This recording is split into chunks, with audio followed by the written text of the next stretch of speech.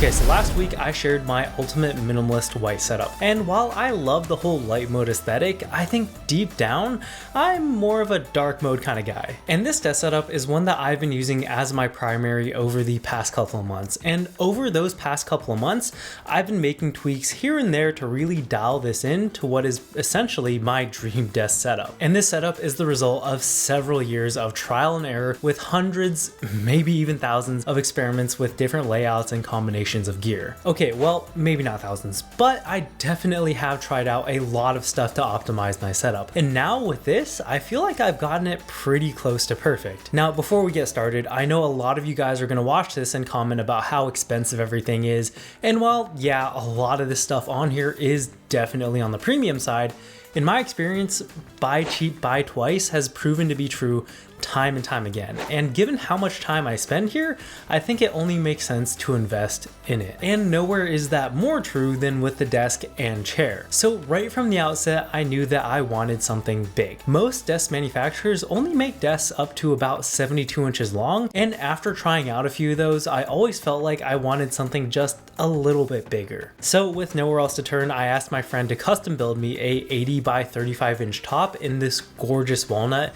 which I have been absolutely loving. And since I was going custom, I asked him if he could also build me a cable management tray, kind of like the one that's in the Secret Lab Magnus Pro. I always thought the whole idea of that desk was super cool, but a lot of the reviews I saw had complaints about the stability, so I just decided not to go for that one. Basically, I just have this basket to hold all my cables and this extra piece on the back to cover it up. It just gives me a good spot to store all of the extra cable bulk that I have, and it really helps with keeping the setup clean. And to help out with that, I also got this magnetic cable snake so that all the cables that need to run to the wall aren't just dangling around. Like, one of the huge issues with standing desks regarding cable management is that any cables you have running to the wall need enough slack to accommodate the desktop moving up and down.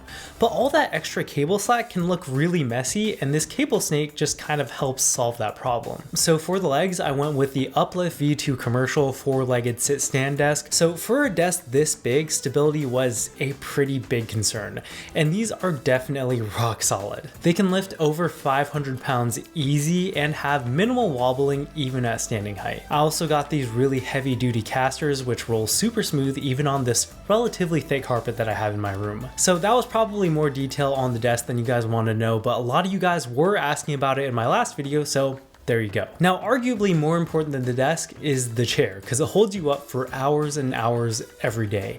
And in that department, I am a huge Herman Miller fanboy. Right now, I'm using the gaming version of the Embody, and it is just the most comfortable chair I have ever used. It really encourages you to sit up with good posture, and it's a lot more forgiving than the Aeron, which really punishes you for having bad posture. Seriously, I just can't say enough good things about this. I kind of bounce around between this and the Aeron, but right now, this is the vibe. Okay, so before we move on to all the stuff on the desk, I wanted to mention the sponsor of today's video, me. So if you guys didn't know, when I'm not doing YouTube, I am a professional photographer. And every time I go on a trip somewhere, I always try to take some cool photos, and whenever I take them, people always are asking me for prints. So I thought it was about time for me to set up a website. And I thought a great way for viewers like you guys to support a small creator like me would be to purchase one of these prints rather than me making a Patreon or something where you guys just don't really get anything of value. The prints that I have on the wall are just some of the ones that you can find on the website. So if that's something you'd be interested in and you want to support the channel, definitely check out my website at jchen.store. It's still definitely a work in progress and super basic right now, but I'll be updating it over time. I would love it if you guys checked it out and picked something up, but if not, no pressure. I just really appreciate you guys clicking on this video. Anyways, moving back onto the desk, let's talk about what is more or less the centerpiece of the setup, the monitor, the Samsung Odyssey Neo G9 57-inch. And beside being a mouthful, it is one of the best monitors I've ever used, but with a huge asterisk. I actually made a video about this pretty recently, so definitely go check that out if you're interested,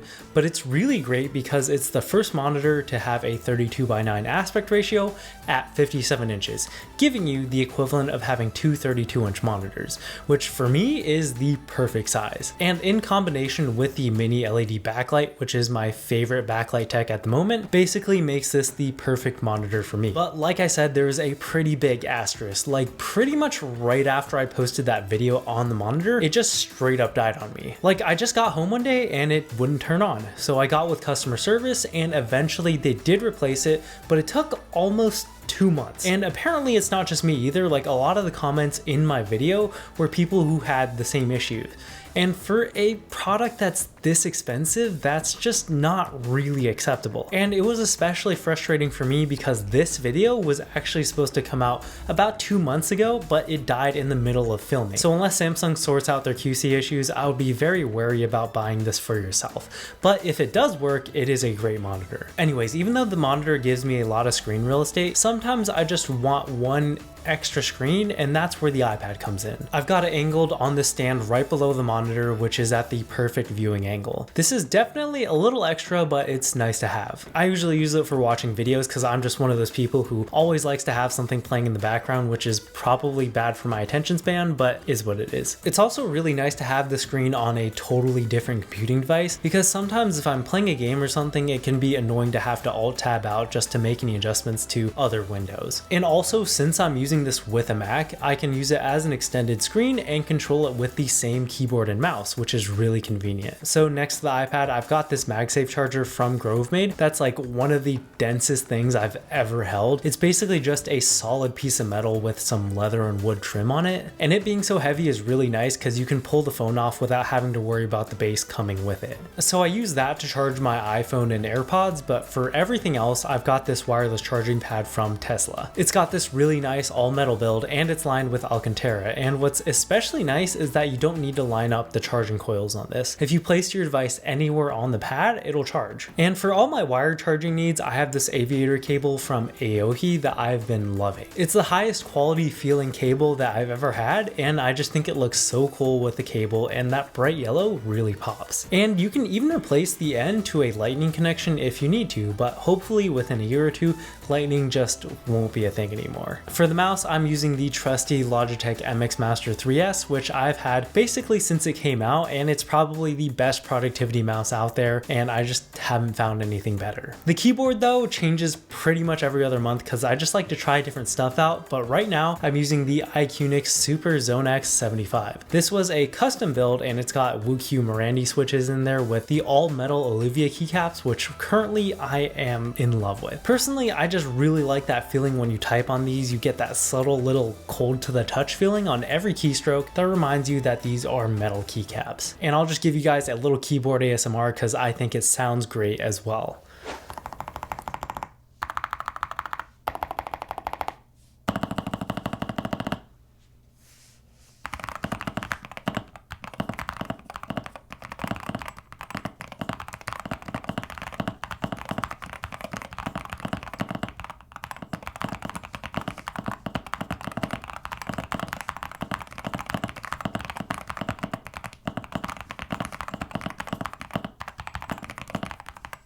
So sometimes I'm feeling a little lazy and I don't feel like typing even though that keyboard is awesome. So for those times, I actually keep this Pixel 7 Pro around because the speech to text on it is unmatched. And it's especially nice for when I have to write the scripts for these videos because I feel like I can sound a lot more natural if I'm just speaking into the phone rather than typing it out. I also got a Magic Trackpad that I use pretty much exclusively for gestures because even though you can do most of them with a keyboard, it's just so much more satisfying and intuitive with the trackpad. And I figured since I had the space, I might as well put one there. So all that stuff is sitting on top of this Grovemade desk mat. This is their matte version, and I really like it because it just makes everything feel like it's not just hanging out in space. Like without it, I feel like all the stuff sitting on the desk would just feel almost like clutter. But for some reason, when I have this pad here, everything feels like it has a home. It's also a really high quality, super durable material with a cork underside to provide a little bit of cushioning. So it's a little bit more comfortable when you're resting your hands on the desk. Not by a lot, like it's not soft, but it is noticeable. Definitely one of the unsung heroes of a good desk setup, just like a good Thunderbolt dock. The one I'm using is the CalDigit TS4, and it's probably the best dock on the market right now. And I say it's an unsung hero because it's one of the most important parts of this setup, but also probably one of the most boring. You basically just connect all your peripherals into this dock and then connect the dock to your computer. Meaning anytime you want to take your laptop on the go with you, all you have to do is unplug one cable. And without this dock, cable management would just be a nightmare. But with it, I can just route one long Thunderbolt cable to the bottom of my desk where I let my laptop live on top of this drawer that I got from Vivo. And I really love how it's so hidden and out of view there. So one of the things that I value a lot in a good desk setup is good audio. So my speakers of choice right now are the KEF LSX2s. And man, these are some of the best sounding speakers that I have ever heard in my life. Like, it's almost unbelievable how good these are considering their form factor. Like, usually one of the first things to suffer when you have a speaker this small is the bass, and I just never really felt the need for more with these. I also think they just look super classy. Like, even the back looks great on these, which you can't say about most speakers, and they sound awesome too, so win-win. And if you're looking to treat yourself to a great pair of speakers, definitely give these a look. Now, if I can't use speakers for whatever reason, like someone else in the room or something, then I've got my AirPods Max hanging on this headphone stand from Banks, which I really like because it's got this Pringle-shaped headband rest, which really makes it so that you don't have to worry about indentations on your headband. And lastly, I think one of the most overlooked parts of desk setups is lighting. Like, I think it just does so much to change the feeling of the setup and make it feel more alive, but sadly, a lot of people neglect it. So I've got a couple of things here to try and solve that problem. The first is this light bar on top of the monitor. It's definitely not as nice as the BenQ one that I used to have, and I wish it got a lot brighter, but since the monitor is so curved, I had to get a curved light bar as well, and this one matches the curve of the monitor perfectly. But I really like these on-monitor light bars, and I make sure to put them in all my setups because it really just lights up the surface of your desktop where your hands go